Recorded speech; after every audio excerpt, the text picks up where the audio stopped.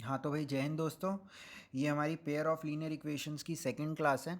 Last class में हमने ये डिस्कस कर लिया था कि कैसे हम इक्वेशन को ही देख करके, सिर्फ और सिर्फ इक्वेशन को ही देख करके ये बता सकते हैं कि इस इक्वेशन के किस टाइप के सॉल्यूशंस आ रहे होंगे। ठीक है। और दूसरा हमने क्या देख लिया था, हमने तीन तरीके देखे थे कि अगर तो हमारा यूनिक सॉल्यूशन आ रहा है तो वो यूनिक सॉल्यूशन क्या है, उसको सॉल्व करने के लिए हमने क्या देखे थे, तीन तरीके देख लिए थे। सब्स्टिट्यूशन मेथड, एलिमिनेशन मेथड और क्रॉस मल्टीप्लिकेशन मेथड। ठीक है। मैं आपको बता दूं, इस चैप्टर से पहले हम दो चैप्टर और कवर कर चुके हैं इस सीरीज़ में, जो कि हैं रियल नंबर्स और पॉलिनोमियल्स। आज की क्लास में हमने क्या करना है, हमने क्वेश्चंस लिख करके पहले से ही रख रखे हैं। आज की क्लास में हम इनकी इक्वेशंस बनाएंगे। इक्वेशन सॉल्व कैसे करते हैं वो मैं आपको लास्ट क्लास में पहले ही बता चुका हूँ।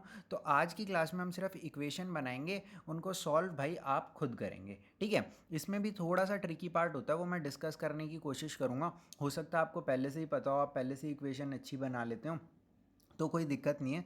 पर फिर भी आज की क्लास में हम क्या कर रहे हैं, क्वेश्चन से यानी कि वर्ड प्रॉब्लम्स को पूरा डिस्कस करेंगे और इनसे हम कैसे इक्वेशंस की फॉर्म में वर्ड प्रॉब्लम्स को ला सकते हैं, बेसिकली उस चीज़ पे आज हम काम करने वाले हैं।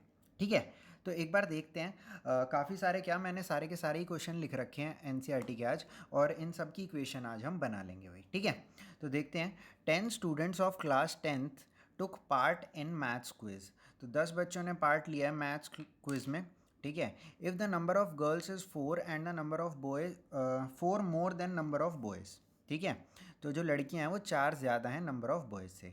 Find the number of boys and girls who took part in the quiz. तो अच्छा, यहाँ पर एक बात समझो, आप क्या बात समझो कि क्लास में क्या है, लड़कियां हैं और क्या हैं, लड़के हैं। तो एक और टोटल बच्चे कितने हैं, 10 है। तो अगर तो मैं गर्ल्स को x मान लूँ और बॉयज़ को y मान लूँ, तो x प्लस वाई कितना होगा, 10। गर्ल्स प्लस बॉयज़ कितना होगा, 10 होगा। ठीक है। अब आप एक चीज़ बताओ, क्वेश्चन में क्या लिखा है, girls is 4 more then the number of boys. Girls is 4 more then number of boys. आप मेरे को ये चीज़ बता दो कि गर्ल्स हैं, गर्ल्स एक्स मानी है हमने, और बॉय को क्या माना है, वाई माना है। ठीक है। तो अगर तो गर्ल्स एक्स हैं और बॉयज़ वाई हैं, और हमको इन दोनों को इक्वेट करना है। क्वेश्चन में क्या लिखा है कि गर्ल्स जो हैं वो 4 ज़्यादा हैं, यानी कि ये वाला पार्ट जो है वो ज़्यादा है, ये वाला पार्ट जो है ज़्यादा है। अगर हमें इन्हें इक्वल करना है तो 4 किस तरफ ऐड करना चाहिए भाई, 4 इस तरफ ऐड करना चाहिए, ताकि ये वाला पार्ट भी क्या हो जाए, अब हमारा इक्वालिटी होल्ड हो सकती है, क्योंकि ये पहले से बड़ा था। अगर हमें इक्वल करना है तो 4 बड़ा है ये, तो 4 को किस तरफ ऐड करना चाहिए, इस तरफ ऐड करना चाहिए। अब ये दो हमारी इक्वेशन बन गई। कैसे बन गई, इसको हम थोड़ा सॉल्व कर लें। x minus y is equal to, ये क्या हो जाएगा, 4 हो जाएगा। एक इक्वेशन ये हो गई और दूसरी इक्वेशन ये हो गई। इनको हम बड़ी आसानी से अब सॉल्व कर सकते हैं भाई। ठीक है। तो बहुत सिंपल सा ही था ये। अगला देखते हैं। 5 pencils and 7 pens together cost 50, whereas 7 pencils and 5 pens together cost 46। तो देखो, कोई ज़्यादा बड़ी बात नहीं है। यहाँ पर पेंसिल की जो कॉस्ट है आप वो क्या मान लो, x मान लो, और पेन की कॉस्ट आप क्या मान लो, y मान लो। एक पेन की, एक पेंसिल की कॉस्ट क्या है, x है, और एक पेन की कॉस्ट क्या है, y है। तो अब यहाँ पर आप खुद ही बताओ मेरे को, 5 पेंसिल की कितनी हो जाएगी, 5x, और 7 पेन्स की कितनी हो जाएगी, 7y, और इनकी टुगेदर कॉस्ट कितनी बता रखी है, 50 बता रखी है। ठीक है। सेम तरीके से 7 पेंसिल की कितनी हो जाएगी, 7x, और 5 पेन की कितनी हो जाएगी, एंड कितने हैं, 5 पेन है, तो एक पेन की y है, तो 5 पेन की 5y हो जाएगी। तो ये टोटल कितना बता रखा है, 46 बता रखा है। 5 पेंसिल और 7 पेन की कॉस्ट कितनी थी, 50 थी। तो 5x plus 7y is equal to 50। और दूसरे बार में क्या बोल रहे थे, 7 पेंसिल और 5 पेन की कॉस्ट कितनी बता रखी थी, 46 बता रहे थे। तो 7x प्लस में 5y इज इक्वल टू कितना कर दिया हमने, 46 कर दिया भाई। ठीक है। तो ये भी बड़ा सिंपल सा ही था। आगे चलते हैं। Half the parameter of the rectangular garden whose length is 4 more than its width. तो सबसे पहले यहाँ पर मान लेते हैं, तो लेंथ को x मान लेते हैं और विड्थ को y मान लेते हैं। ठीक है। आप अपनी मर्ज़ी से कुछ भी मान सकते हो, a b p q l w भी मान सकते हो, लेंथ और विड्थ है, आपकी मर्ज़ी है। तो यहाँ पर क्या बोल रहे हैं, whose length is 4 more than its width. ठीक है। तो क्या बोल रहे हैं, लेंथ जो है वो 4 ज़्यादा है विड्थ से। तो यहाँ पर भी देखो, अगर तो मेरे को इन दोनों को इक्वल करना है तो क्या बोल रहे हैं, लेंथ जो है वो 4 ज़्यादा है। कौन ज़्यादा है? ये ज़्यादा है, ये वाला पार्ट क्या है, बड़ा है। तो अगर तो मेरे को इन दोनों को इक्वेट करना है, कितना ज़्यादा है लेंथ वाला पार्ट, 4 ज़्यादा है, तो मेरे को 4 ऐड करना पड़ेगा किस तरफ, अपोजिट साइड, क्योंकि ये तो छोटा है और ये पहले से बड़ा था। अब जब मैं इसमें 4 ऐड कर दूंगा तो ये दोनों क्या हो जाएंगे, बराबर हो जाएंगे। एक इक्वेशन हमें ये पता चल गई। दूसरी क्या है, half the parameter of the rectangular garden whose length is 4 more than its width is 36। यानी कि जो हाफ पैरामीटर है ना, उसकी वैल्यू कितनी है, 36 है। आपको पता ही है पैरामीटर ऑफ रेक्टेंगल क्या होता है, 2 इंटू में लेंथ प्लस में ब्रेड्थ होता है। पर हमको क्या बोला, हाफ पैरामीटर यानी कि डिवाइड बाय 2, इसकी वैल्यू कितनी है, 36 है। इसका मतलब x प्लस वाई, 2 से तो 2 कैंसिल हो जाएगा, की वैल्यू क्या दे रखी है, 36 दे रखी है। तो ये हमारी क्या हो गई, इक्वेशन 2 हो गई। इन दोनों को अब आप आराम से सॉल्व कर सकते हो, ठीक है। जोन से मेथड से आपका मन करे उस मेथड से आप सॉल्व कर सकते हो। आप भी मेरे साथ साथ इक्वेशन बनाओ और हो सके तो मेरे से पहले ही इक्वेशन बनाने की कोशिश करो भाई, ठीक है। आज की क्लास में हम ऐसे इक्वेशन बनाने वाले हैं बहुत सारे क्वेश्चंस की, और लास्ट में थोड़े से क्वेश्चन ऐसे होते हैं जिनमें ना थोड़ी अलग टाइप की इक्वेशंस बनती हैं, तो उन क्वेश्चंस को भी हम देखेंगे भाई आज ही, ठीक है। आज इस चैप्टर को पूरा कर देंगे, कोई टेंशन नहीं है। आगे चलते हैं। अच्छा, इसकी आपको ना पीडीएफ चाहिए हो, जिन शीट्स पे मैं लिखता हूँ, तो इनकी पीडीएफ का लिंक आपको डिस्क्रिप्शन में ही मिल जाएगा, वहाँ से आप डाउनलोड कर सकते हो, ठीक है। The difference between the two numbers is 26। एक नंबर को x मान लो और दूसरे नंबर को y मान लो। इन दोनों का डिफरेंस कितना बता रखा है, 26 बता रखा है। And one number is 3 times the other. एक नंबर जो है वो 3 टाइम्स है। जब देखो 3 मोर बोल रहा था तो हम +3 कर रहे थे, है ना। अब 3 टाइम्स बोल रहा है तो मल्टीप्लाई बाय 3 करना है। तो देखो x इज इक्वल टू, मैंने y लिख लिया। अब इनमें से एक नंबर जो है ना वो 3 टाइम्स है दूसरे का। अब यहाँ पर सबसे बड़ी बात ये बनती है कि आपको ये सोचना पड़ेगा कि इन दोनों में से बड़ा कौन सा है। देखो, आपने x में से y को सब्ट्रैक्ट किया और आंसर कितना आया, 26 आया, क्योंकि यहाँ पर क्या था, the difference between the two numbers is 26। तो आपने x में से y को सब्ट्रैक्ट किया है और आंसर कितना आ रहा है आपका, 26 आने लग रहा है। इसका मतलब आप x को बड़ा मान रहे हो, y को छोटा मान रहे हो, तभी तो बड़े में से छोटे को सब्ट्रैक्ट किया तो पॉजिटिव आया। इसका मतलब x बड़ा है और y छोटा है। अब इन्होंने ये तो बता ही रखा है कि जो बड़ा नंबर है, one number is 3 times the other. जो बड़ा है वो कितना बड़ा है, 3 गुना बड़ा है। तो ये 3 गुना बड़ा है, तो इसको भी 3 गुना बड़ा करना पड़ेगा अगर मेरे को बीच में इक्वालिटी लगानी है। अब ये 2 इक्वेशन बन गई, इनको आप बड़ी आराम से सॉल्व कर सकते हो। देखो, इनमें ना घबराना नहीं है। अगर कोई इस तरीके की इक्वेशन आ जाए, आप डायरेक्टली x की वैल्यू 3y इसमें इंसर्ट कर दो। देखो कैसे, x की जगह लिख दो 3y, 3y minus y is equal to 26। इसका मतलब 2y इज इक्वल टू 26 और इसका मतलब y इज इक्वल टू 13। अब y इज इक्वल टू 13 है, तो इसको जब मैं इसमें डालूंगा तो x की वैल्यू कितनी आ जाएगी, 3 इंटू में 13, जो कि कितनी होती है, 39 होती है भाई, ठीक है। ये आप खुद से सॉल्व करके देखना, बस आप इक्वेशन पे ध्यान दो कि कैसे मैं ये बना रहा हूँ। x minus y is equal to 26 लिखा, x में से y को सब्ट्रैक्ट कर रहा हूँ, मतलब x बड़ा है। उन्होंने बता रखा है जो भी बड़ा है वो कितना बड़ा है, 3 टाइम्स बड़ा है। तो x अगर इक्वल टू वाई करना है तो x तो पहले से बड़ा है, तो मेरे को 3 किस तरफ मल्टीप्लाई करना पड़ेगा, छोटे वाली साइड मल्टीप्लाई करना पड़ेगा। तो x is equal to 3y मैंने यहाँ पर कर दिया, ठीक है। तो सिंपल सिंपल से क्वेश्चन है अभी तो, आगे चल के थोड़े से डिफिकल्टी लेवल बढ़ जाएगा, तब देखेंगे, कोई दिक्कत नहीं है। The larger of the two supplementary angles exceeds the smaller by 18 degree. अच्छा भाई, यहाँ पर सप्लीमेंट्री का मतलब क्या होता है, सप्लीमेंट्री का मतलब होता है ऐसे एंगल्स जिनका जो सम है वो 180 हो। कॉम्प्लीमेंट्री जो एंगल्स होते हैं ना, उनका सम 90 डिग्री होता है। सप्लीमेंट्री का 180 और कॉम्प्लीमेंट्री का 90, ठीक है। The larger of the two supplementary angle, अगर तो एंगल सप्लीमेंट्री हैं तो इनका सम हमको क्या पता है, 180 डिग्री होगा, है ना। एक इक्वेशन तो यहीं से मिल गई।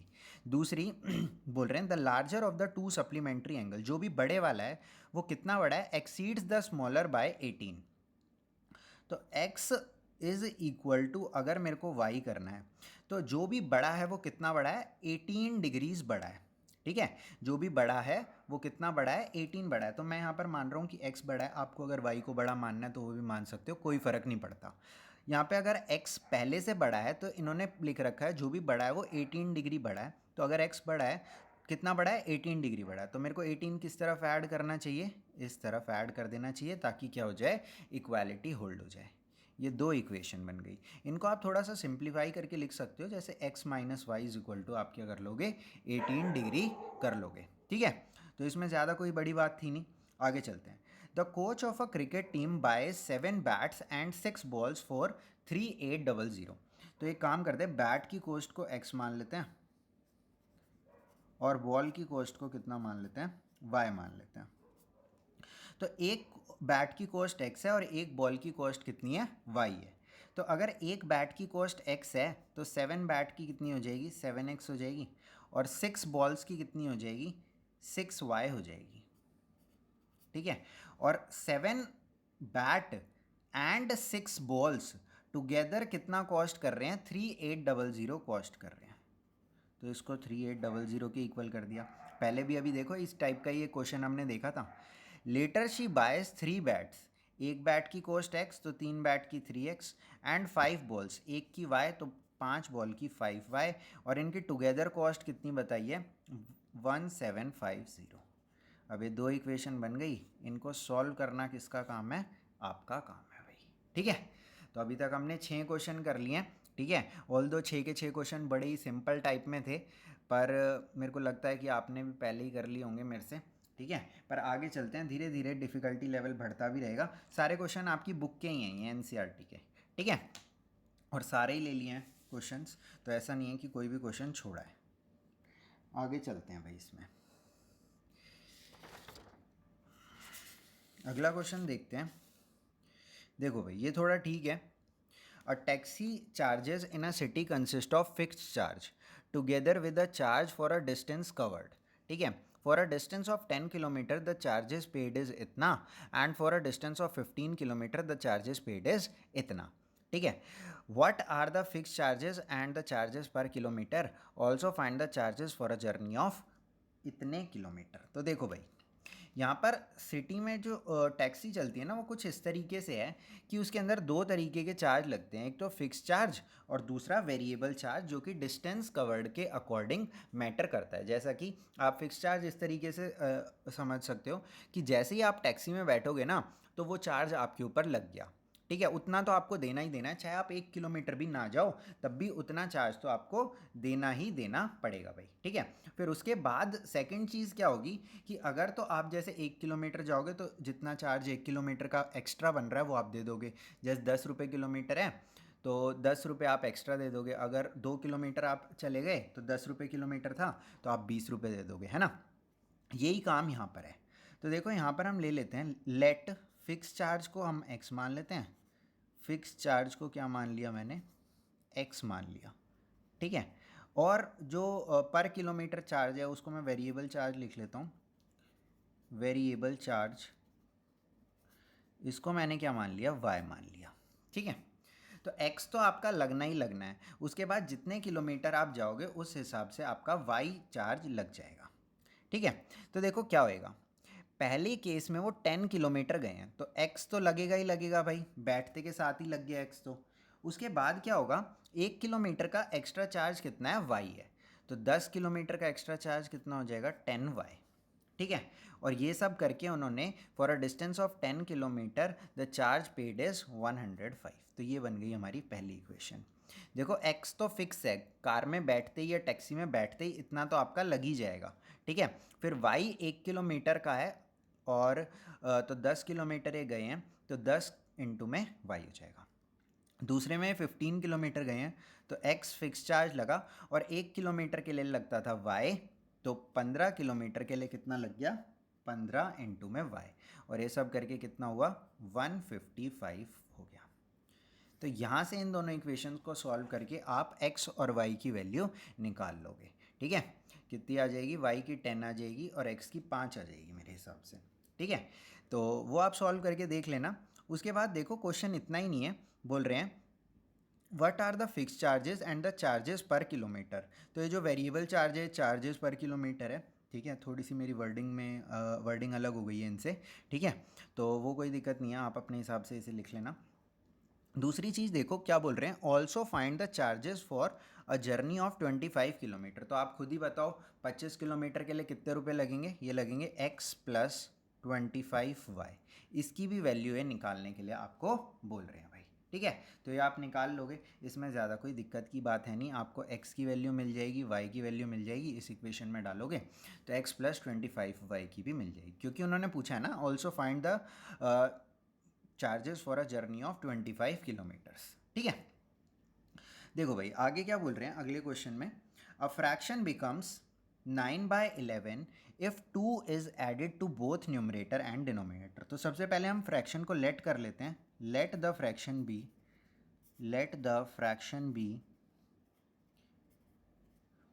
x बाय y, ठीक है। x बाय वाई हमने फ्रैक्शन को मान लिया, फ्रैक्शन इसी फॉर्म में होता है।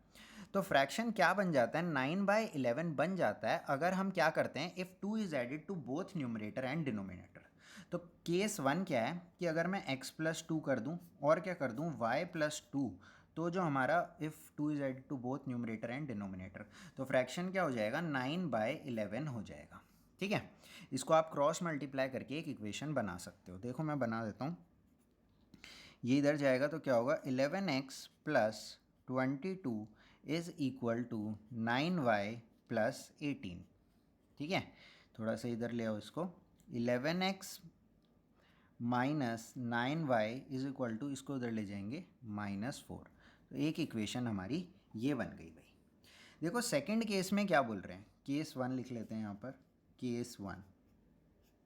देखो केस 2 में क्या बोल रहे हैं हमको, ये केस 2 में हमको ये बोल रहे हैं, if 3 is added to both numerator and denominator it becomes 5/6। Same ही काम बोल रहे हैं, बस अब की बार न्यूमरेटर और डिनोमिनेटर में दोनों में क्या ऐड कर दिया इन्होंने, 3 ऐड कर दिया है।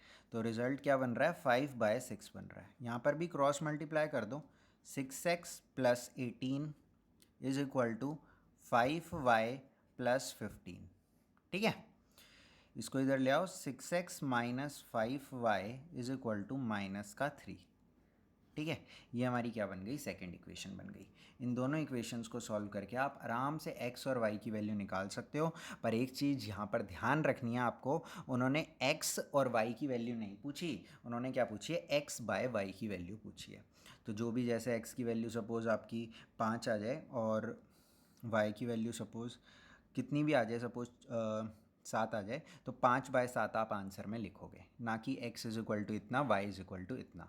आंसर में आप हमेशा वो चीज़ लिखोगे जो उन्होंने क्वेश्चन में पूछी। यहाँ पर फ्रैक्शन पूछा है क्वेश्चन में, तो आप फ्रैक्शन की वैल्यू लिखोगे, ना कि x और y की वैल्यू, ठीक है भाई। चलें आगे, देखो भाई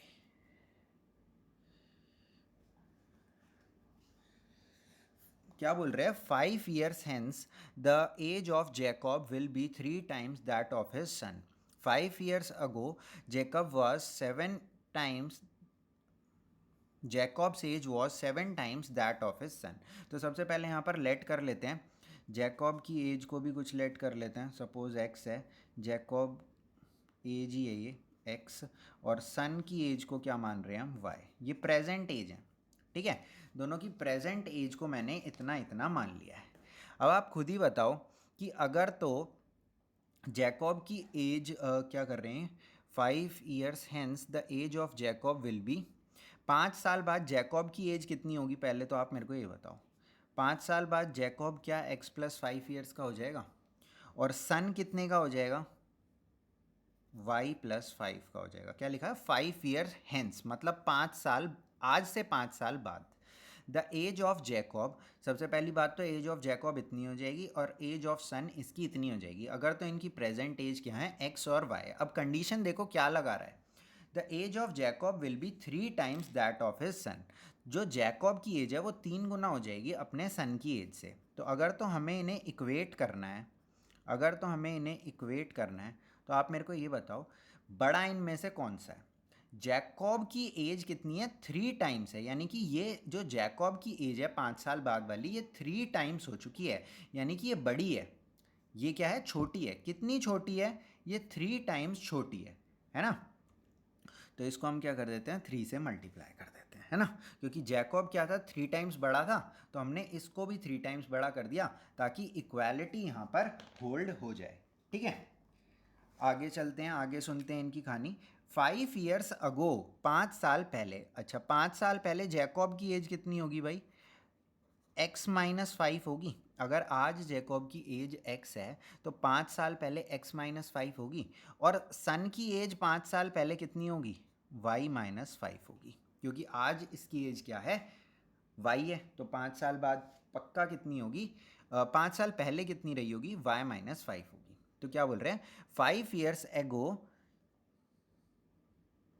5 years ago Jacob's age was 7 times, Jacob की जो एज थी वो 7 टाइम्स थी दैट ऑफ हिज सन।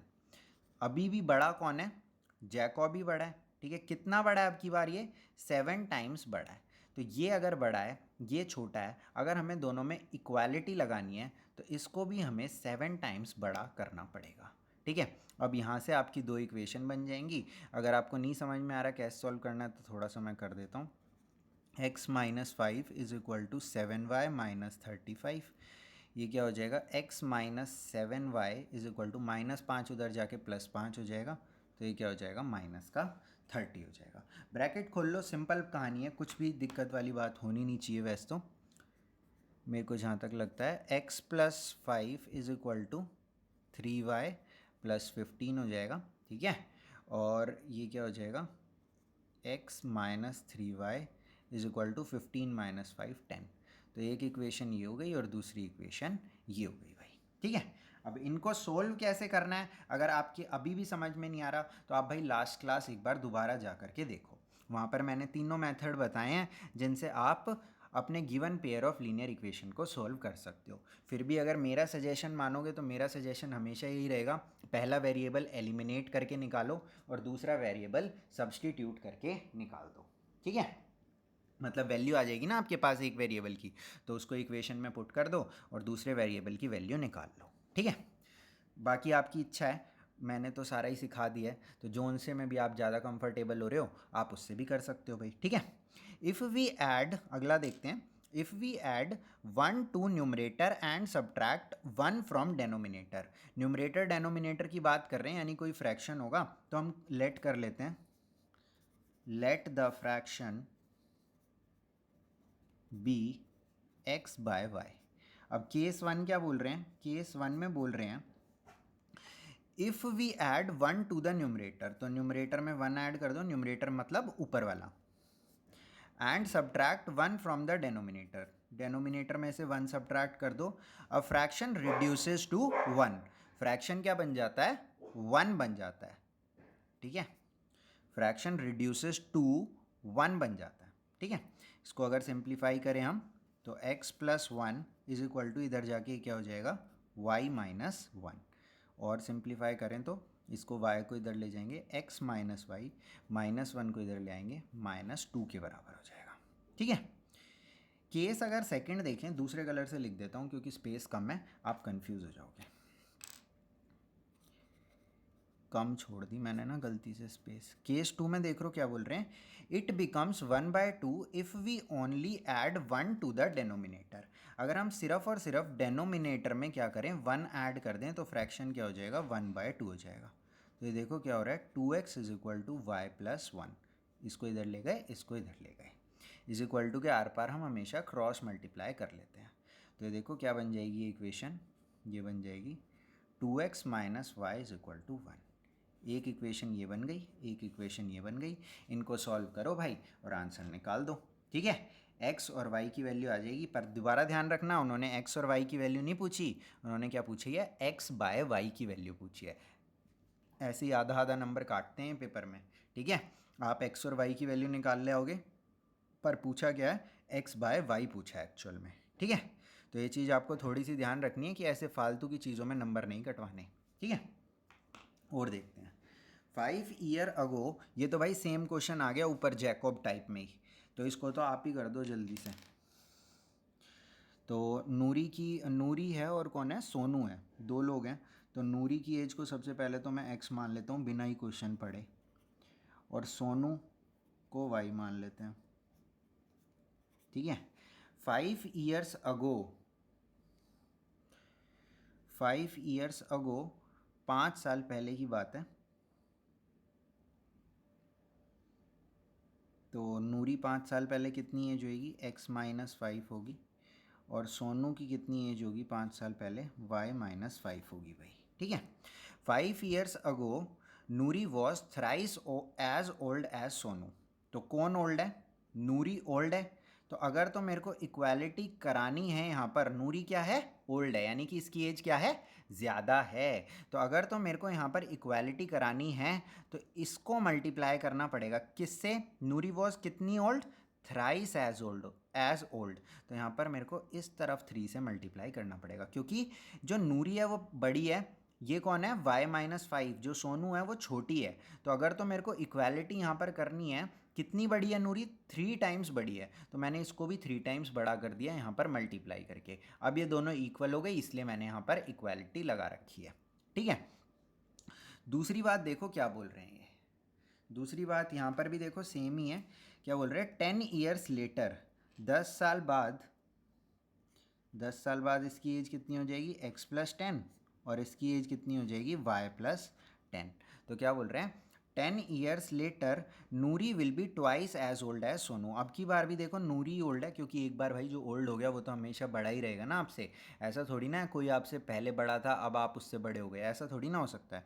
तो नूरी बड़ी है अब की बार भी, किससे, सोनू से। पर सोनू की एज कितनी है, y+10 है अब की बार। तो कितनी बड़ी है, 10 years later Noori will be twice as old as Sonu. तो अब की बार जो नूरी है वो बड़ी है, कितनी बड़ी है, 2 टाइम्स बड़ी है, ट्वाइस एज ओल्ड है। तो ये बड़ी है सोनू से।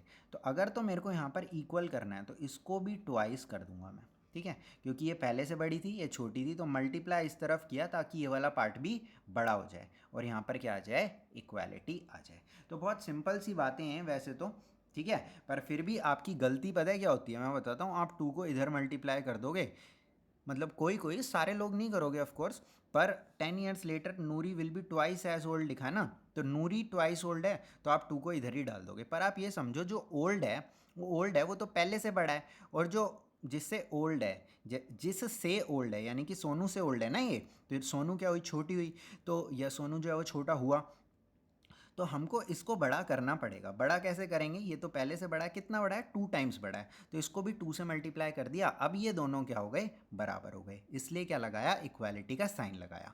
यही काम ऊपर भी किया है और यही काम यहाँ पर भी हमने किया था। तो आप यही क्वेश्चन आपसे हमेशा पूछा करो अपने आप से। सबसे पहले तो इक्वालिटी लगा दो, फिर आप ये देखो कि इन दोनों में से बड़ा कौन है, फिर आप ये देखो कि अब मेरे को इक्वालिटी अगर होल्ड करानी है तो किस तरफ मेरे को मल्टीप्लाई करना चाहिए या ऐड करना चाहिए। ठीक है, जब भी टाइम्स लिखा होगा ना, टाइम्स, तो आपको क्या करना पड़ेगा, मल्टीप्लाई डिवाइड करना पड़ेगा। या और अभी कभी कभी ऐसे लिखेगा 3 years ओल्डर, जैसे इस टाइप में लिखेगा, तो आपको क्या करना पड़ेगा, ऐड सब्ट्रैक्ट करना पड़ेगा। 3 years यंगर, इस टाइप में क्या करेगा, ऐड सब्ट्रैक्ट आपको करना पड़ेगा। जब भी टाइम्स है मतलब गुना, इतने गुना, तो इतने गुना है तो आपको क्या करना पड़ेगा, मल्टीप्लाई ही वहाँ पर हमेशा करना पड़ेगा। ठीक है, आगे चलते हैं भाई। अच्छा, ये क्वेश्चन तो हमने देख लिए, कितने नंबर तक हो गया, 11 नंबर तक हो गया, और आगे चलते हैं भाई, देखते हैं। The sum of the digits of a 2 digit number, ये बढ़िया क्वेश्चन भाई, यहाँ पर समझो थोड़ा सा, यहाँ पर समझने का काम आया अब। The sum of digits of a 2 digit number, जैसे कोई भी एक नंबर है, सपोज अपने पास, सपोज एक नंबर है, सपोज एक नंबर है 18। ठीक है, तो अब इसकी डिजिट्स क्या है, 1 और 8 है। तो मैं इस नंबर को इस टाइप में लिख रहा हूँ, ये नंबर है XY। ठीक है, तो यहाँ पर मैं लेट कर रहा हूँ, लेट द नंबर भी, जैसे कि एक डिजिट X है और दूसरी डिजिट क्या है, Y है, उल्टा भी कर सकते हो आप, लेट द नंबर भी XY।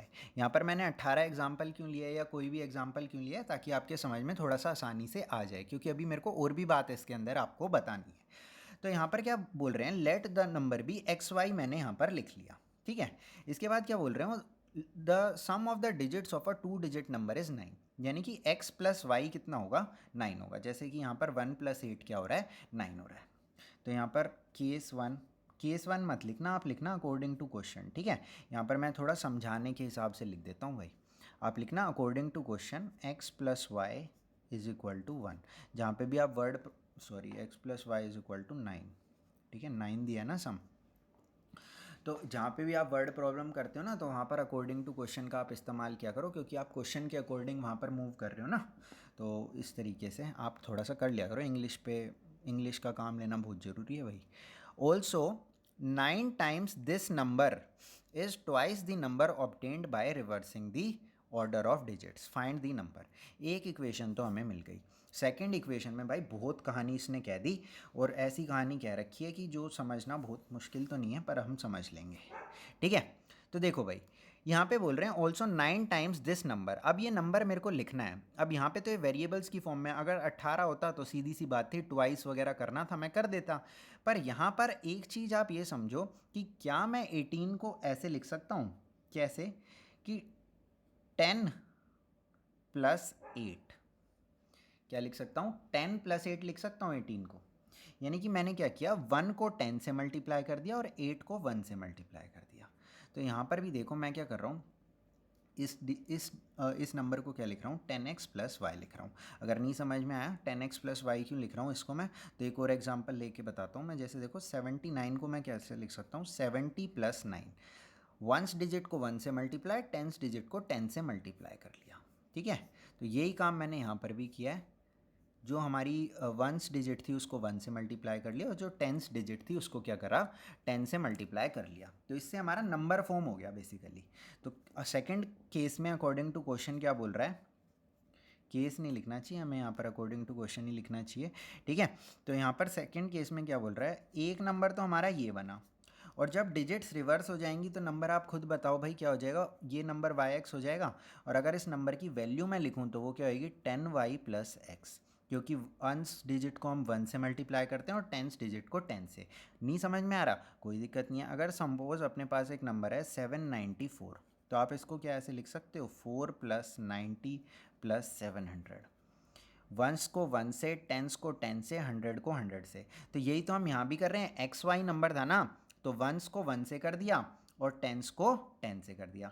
अब अगर तो हमारा जो नंबर है इसकी डिजिट्स हमने रिवर्स करी, वाई एक्स हो गया, तो ये क्या बन जाएगा, ये बन जाएगा 10 को y से करेंगे और x को 1 से करेंगे। अब क्या बोल रहे हैं, also 9 times this number, 9 times of this number is equal to twice the number. सबसे पहले तो बोल रहे हैं 9 times ऑफ दिस नंबर, इस नंबर का 9 times किसके इक्वल है twice the number obtained by reversing the digit, twice the number obtained by reversing the digits. तो यहाँ पर आप ध्यान रखना, ये जो मैंने यहाँ पर लिखी है ना, ये नंबर की वैल्यूज़ लिखी हैं। क्या लिखी हैं, कि नंबर की वैल्यूज़ लिखी हैं, क्योंकि यहाँ पर वेरिएबल था ना भाई। अगर हमारे पास डायरेक्टली होता 18 तो हम डिजिट बदल के लिख देते 81, वो काम हमने यहाँ पर भी किया है। पर यहाँ पर एक चीज़ ध्यान रखो, 18 को हमने लिखा एक तरीके से 10 + 8, और 81 को हमने फिर लिखा 80 + 1, ठीक है।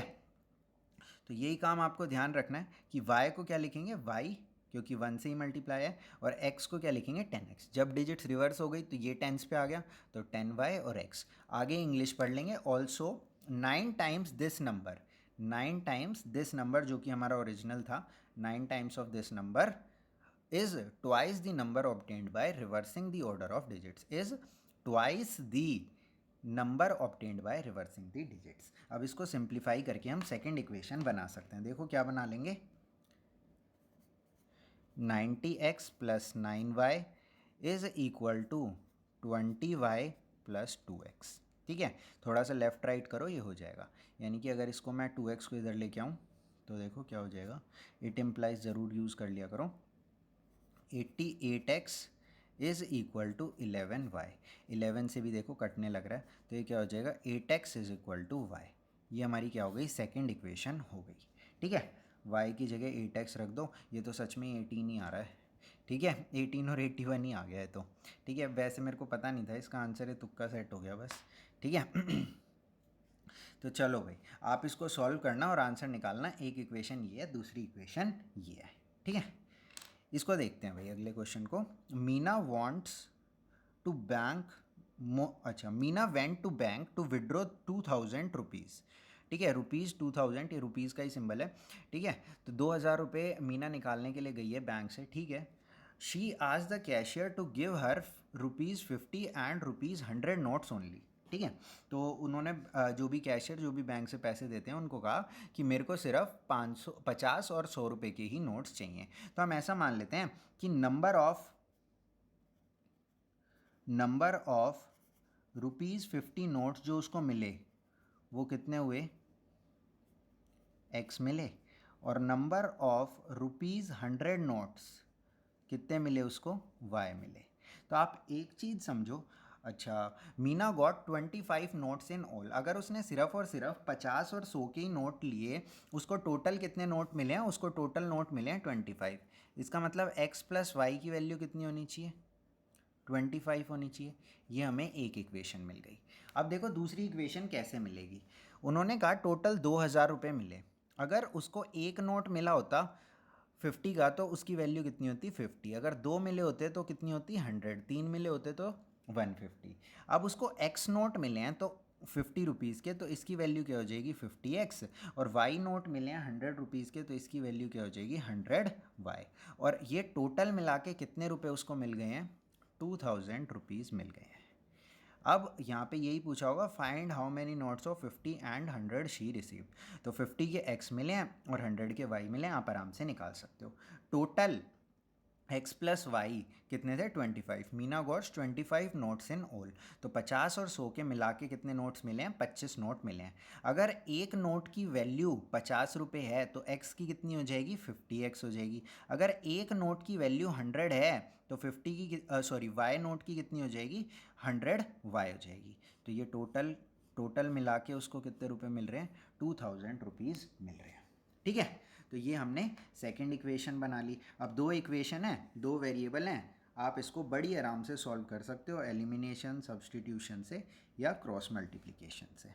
ठीक है, तो आपको x और y की वैल्यू मिल जाएगी। लास्ट में एक इंग्लिश में स्टेटमेंट ज़रूर लिखना, therefore the number of ₹50 notes that Meena received are इतने and the number of ₹100 notes that Meena received are इतने। इंग्लिश में आप ज़रूर एक लाइन आखिरी में ज़रूर लिखो आंसर की।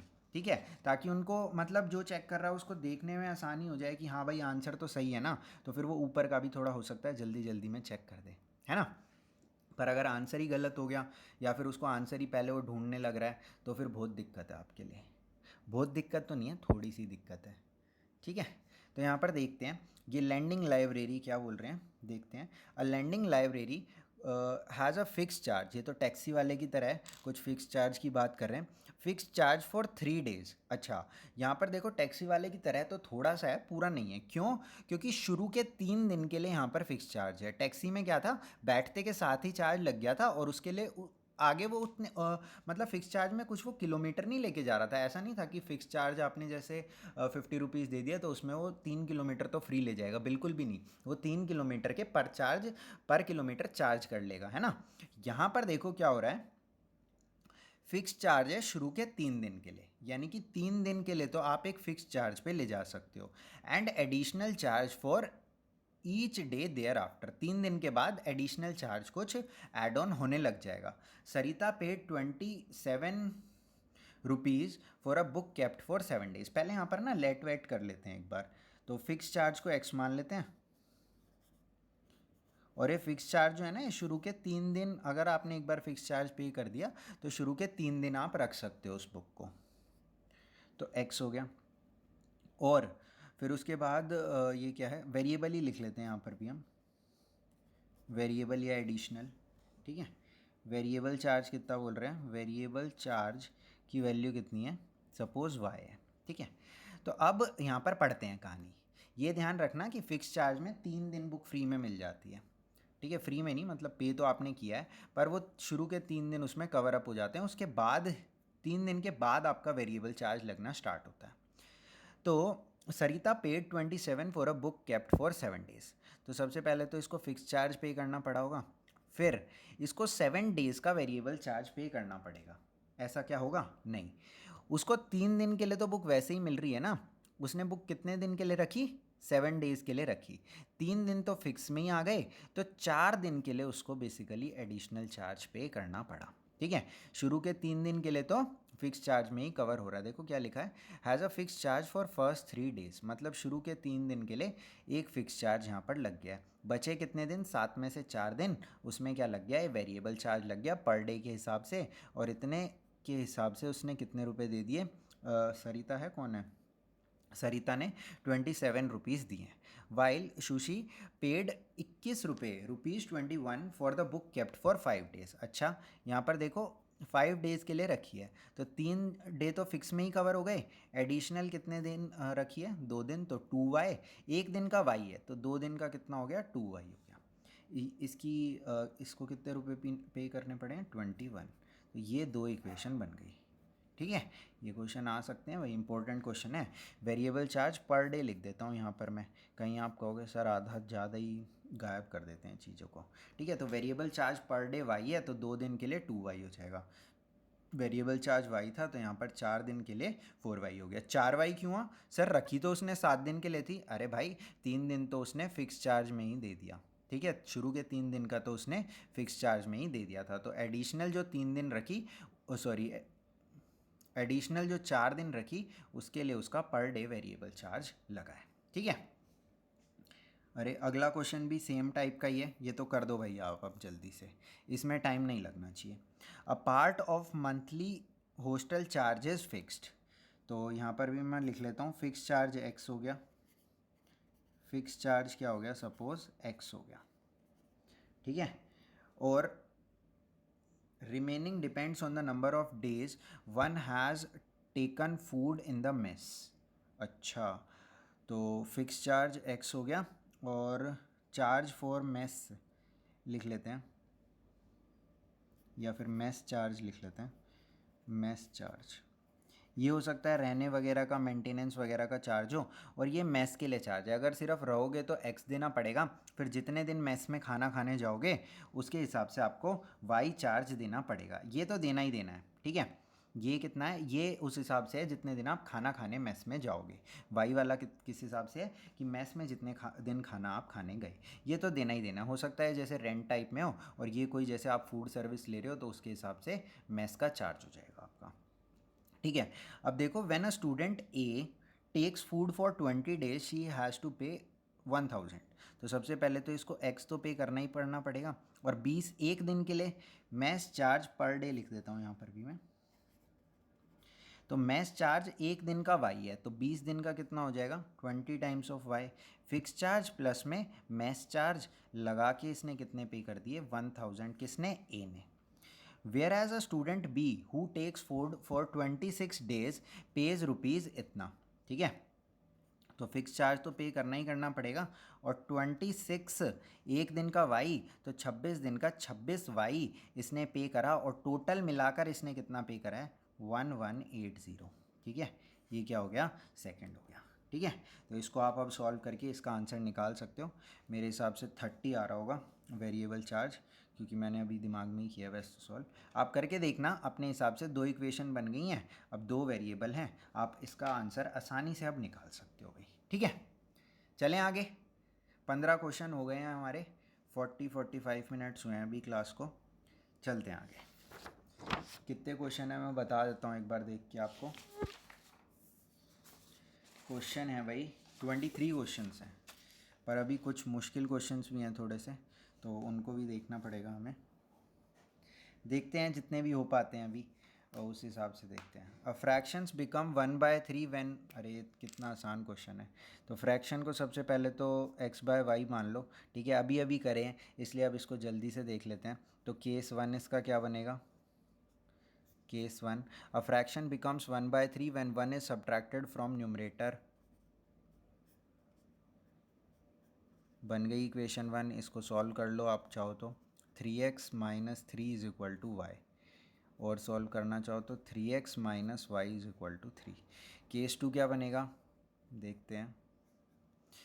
It becomes 1/8 when 8 is added to its denominator. देखो कितना आसान है, y/8, डेनोमिनेटर में 8 ऐड कर दिया, तो ये कितना बन रहा है, 1/4 बन रहा है।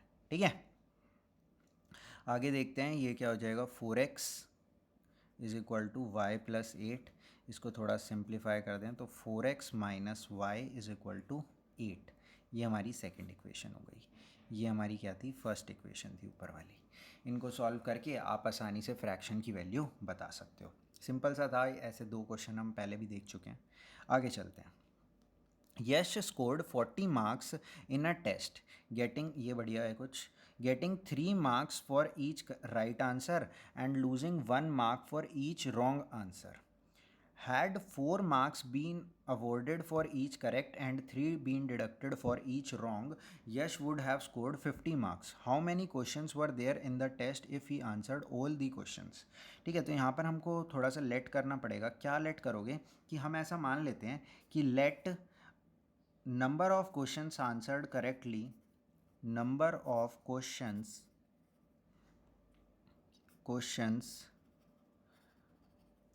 आंसर्ड करेक्टली, स्पेलिंग में मेरे को यार बड़ा डर लगता है, बी, इसको हम क्या मान लेते हैं, एक्स, और number of questions answered wrong, ये कितना मान लेते हैं या इनकरेक्ट, वाई। तो अब देखो क्या बोल रहे हैं, वो बोल रहे हैं कि उसने टोटल क्वेश्चंस अटेम्प्ट कर लिए हैं सारे के सारे। How many questions were there in the test if he has answered all the question. तो आंसर करेक्ट और रॉन्ग मिला करके, यानी कि एक्स प्लस वाई की वैल्यू हमसे पूछ रहे हैं। ठीक है, एक्स और वाई की नहीं पूछ रहे, एक्स प्लस वाई की पूछ रहे हैं। यही गलती आप पेपर में भी करोगे, आप एक्स और वाई की निकाल के आ जाओगे। ठीक है, तो यहाँ पर देखो क्वेश्चन में क्या बोल रहे थे, 3 मार्क्स मिलते थे हर राइट आंसर के। अगर तो उसने एक्स सही करे, एक के 3 मिलते थे, एक के 3 मिलते थे, तो एक्स के कितने मिलेंगे, 3x मिलेंगे।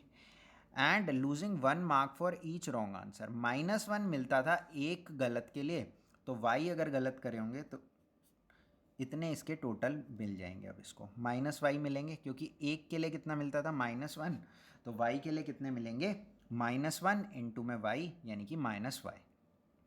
और ये सब स्टंट परफॉर्म करके इसके कितने नंबर ले आया, यश 40 नंबर ले आया है। इक्वेशन 1 भाई। ठीक है, देखो सेकंड में क्या बोल रहा है, had 4 marks been awarded for each correct answer. तो 4 मार्क्स अगर करेक्ट आंसर के लिए मिलते तो यहाँ पर टोटल नंबर कितने बन जाते इसके करेक्ट के, 4x। And 2 marks been deducted for each wrong answer. भाई अगर एक के लिए 2 डिडक्ट हो रहे हैं तो y के लिए कितने होंगे, -2y। तो -2 एक के लिए मिलते हैं, तो y के लिए कितने मिलेंगे, -2 इंटू में y, -2y। और ये स्टंट परफॉर्म करके यश कितने नंबर ले आया, 50 नंबर ले आया। अब यहाँ पे से आपको x और y की वैल्यू निकालनी है। 2 इक्वेशन है, 2 वेरिएबल हैं। एक सही क्वेश्चन के लिए 3 मार्क्स मिलते थे, तो x सही क्वेश्चन के लिए 3 इंटू में x मिल गए। एक रॉन्ग क्वेश्चन के लिए -1 मिलता था, तो y रॉन्ग क्वेश्चन के लिए -1 इंटू में y मिल गए। ये सब करके इसका टोटल करके उसको कितने नंबर मिले हैं, 40 नंबर मिले हैं। दूसरे क्वेश्चन में, दूसरे पार्ट में भी सेम काम हमने किया है भाई। ठीक है, चलें आगे। यहाँ से अब x और y की वैल्यू आप निकाल सकते हो। आगे चलते हैं। ये बढ़िया क्वेश्चन है काफ़ी, अब मेरे हिसाब से थोड़े सही क्वेश्चन आ रहे हैं। Places A and B are 100 kilometres apart. अच्छा, ओके, अब बढ़िया क्वेश्चन बचे हैं सारे के सारे। Places A and B are 100 kilometres apart on a highway. तो एक हाईवे बना लेते हैं, दूसरे कलर से बनाते हैं यार।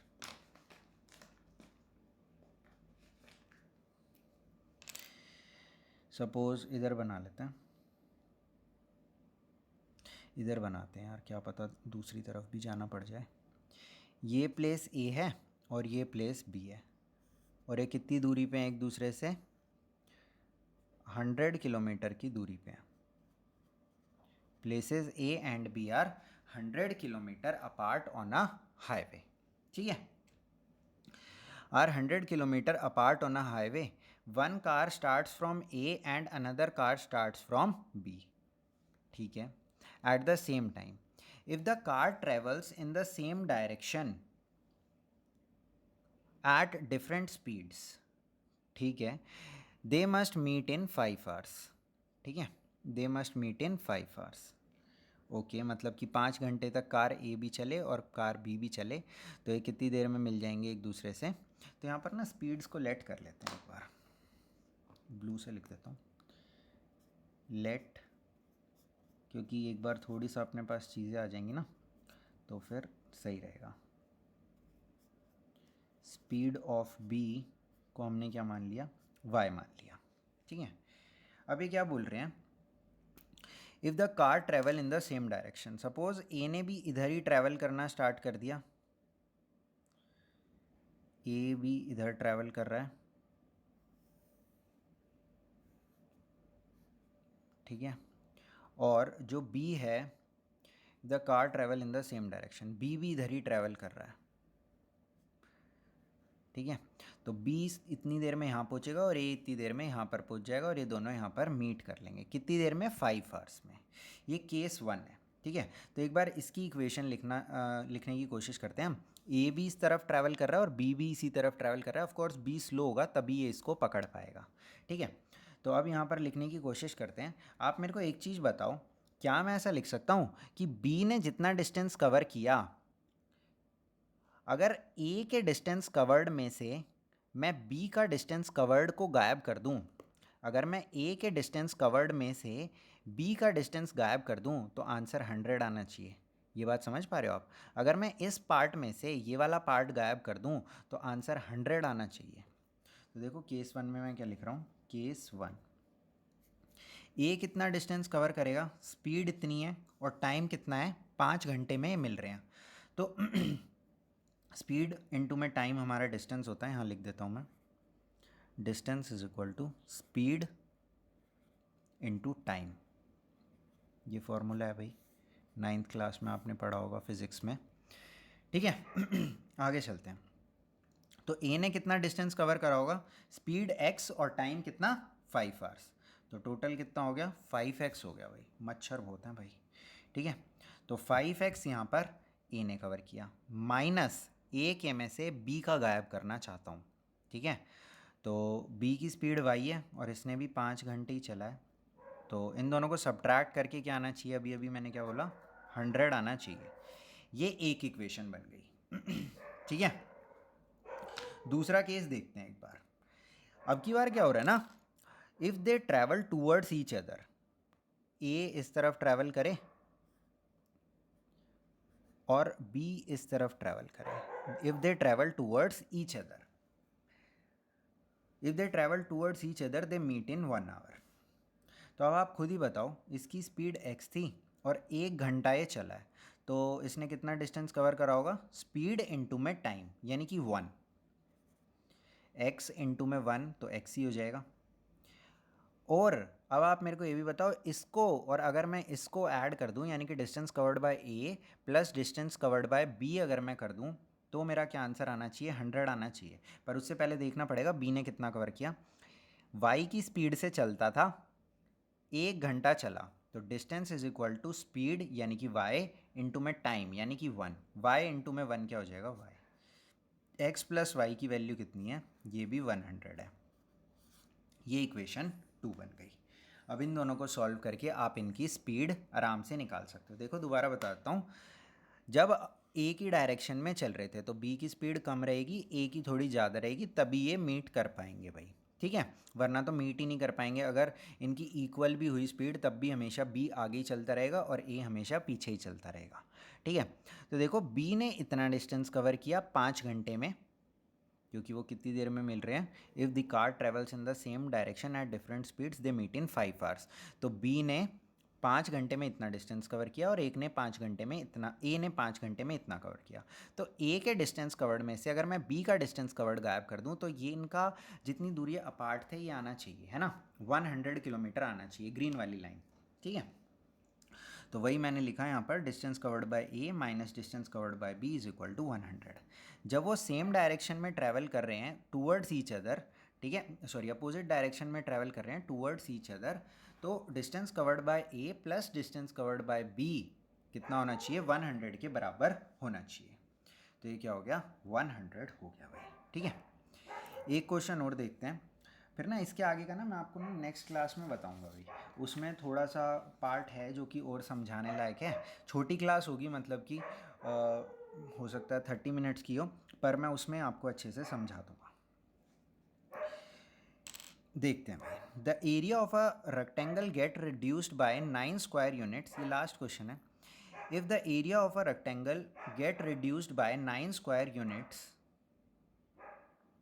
the area of a rectangle get reduced by 9 square unit if its length is reduced by 5 units। तो लेंथ मान लेते हैं रेक्टेंगल की, क्या है लेंथ मान लेते हैं, LENGTH, लेंथ x मान लेते हैं और ब्रेड्थ क्या मान लेते हैं, y मान लेते हैं। ठीक है, तो अब देखो केस 1 में हो क्या रहा है अपने पास, केस 1 में हो कुछ इस प्रकार का स्टंट रहा है कि जो लेंथ है, if the length is reduced by 5 units, तो ये क्या हो गया x माइनस 5, और breadth is increased by, breadth को कितने से इंक्रीज़ कर दिया 3 यूनिट से, तो ये y प्लस 3। आप मेरे को एक चीज़ बताओ, इनिशियल एरिया कितना था, लेंथ इतनी है ब्रेड्थ इतनी है, तो एरिया कितना होगा, area must be x into y. ठीक है, अब ये क्या बोल रहे हैं, the area of a rectangle get reduced by 9 square units, यानी कि x minus y, x into y minus 9, area reduced by 9 square units if the length is reduced by 5 units and breadth is increased by 3 units. नया area क्या होगा, नई length into में नया breadth, तो नई लेंथ इंटू में नई ब्रेड्थ अगर मैं करता हूँ तो जो एरिया आता है ये कितना रिड्यूस हो चुका है, 9 रिड्यूस हो गया। तो अगर तो मेरे को पुराने एरिया से इक्वालिटी करनी है तो ये कितना है, ये छोटा है, कितना छोटा है 9 यूनिट्स छोटा है, तो या तो मैं इसको भी 9 यूनिट्स छोटा कर दूं या फिर इसको 9 यूनिट्स बड़ा कर दूं, क्योंकि ये छोटा था ना, तो इस तरफ या तो मैं 9 ऐड कर दूं या तो जो बड़ा था इनिशियल वाला उसको भी 9 यूनिट्स छोटा कर दूं। अब यहाँ पे देखो आसानी से हो जाएगा, x इंटू में y plus 3x minus 5y minus 15 is equal to x y minus 9। X y से देखो एक्स वाई कट गया, 3x माइनस 5y, 15 उधर चले जाएगा तो ये हो जाएगा 6, 15 माइनस 9 कितना हो जाएगा 6 हो जाएगा भाई। ठीक है, दोबारा बता देता हूँ, देखो इनिशियल एरिया क्या था, x इंटू में y था, क्योंकि इनिशियल लेंथ x थी और ब्रेड्थ क्या थी, y थी। तो अब नई लेंथ क्या है, अकॉर्डिंग टू क्वेश्चन 5 यूनिट से लेंथ रिड्यूस हो गई है और ब्रेड्थ क्या है 3 यूनिट से इंक्रीज हो गई है, तो नया एरिया क्या आएगा, लेंथ इनटू में ब्रेड्थ। अब ये बोल रहे हैं कि नया एरिया जो है वो पुराने एरिया से 9 यूनिट छोटा है, तो वही मैंने यहाँ पर लिख दिया। अगर तो नया एरिया पुराने एरिया से 9 यूनिट्स छोटा था, यानी कि ये वाला पार्ट छोटा था, तो कोई नहीं, मैंने इसको भी छोटा कर दिया, तो इक्वालिटी होल्ड कर गई। सॉल्व किया, ये इक्वेशन बन गई, इसको इक्वेशन नंबर 1 मैंने नाम दे दिया। दूसरे केस में देखो, if we increase the length, दूसरे कलर से कर देता हूँ यार इसको, if we increase the length by 3 units, यानी कि x की वैल्यू क्या हो जाए, x प्लस 3 हो जाए, और y की value breadth by 2 units, breadth को भी इंक्रीज कर दिया, the area will be increase by 67। तो नया एरिया क्या होगा, x प्लस 3 और इनटू में y प्लस 3। ये एरिया जो है ये बड़ा हो गया है, कितना 67 यूनिट पुराने एरिया से, यानी कि ये पुराना एरिया अब क्या रह गया, छोटा रह गया, तो मेरे को क्या करना चाहिए, 67 यूनिट्स इधर ऐड कर देना चाहिए। ठीक है, ताकि ये भी इक्वालिटी अगेन होल्ड हो जाए। थोड़ा सा गलत कर दिया मैंने, if we increase the length by 3 units and breadth by 2 units, तो यहाँ पर 2 लिखना चाहिए। ठीक है, इसको भी सेम तरीके से सॉल्व करो, सेकंड इक्वेशन आ जाएगी, दोनों इक्वेशंस को सॉल्व करके आप आंसर निकाल सकते हो। थोड़ा सा इसमें खुद मेहनत करो भाई। ठीक है, तो मेरे हिसाब से आज की क्लास के लिए यार इतना ही रखते हैं। ठीक है, क्योंकि यहाँ पे बड़ा शोर हो रहा है एक्चुअली ना, तो आज की क्लास के लिए इतना ही रखते हैं। नेक्स्ट क्लास में जब आपसे मिलेंगे तो मैं सारी वर्ड प्रॉब्लम, सारी तो कितनी है 3-4 ही बची हैं, पर थोड़ा सा उसमें कंसेप्ट आपको पहले बताना पड़ेगा मेरे को, तो वो भी मैं आपको बता दूंगा और फिर ये अपना पूरा का पूरा मामला ख़त्म हो जाएगा। किसका, लीनियर इक्वेशन का। तो 3 क्लास हो जाएंगी हमारी इसमें। ठीक है, कोई टेंशन नहीं है। तो ठीक है भाई, थैंक यू आपका आने के लिए, नेक्स्ट क्लास में मिलते हैं आपसे, बाय बाय।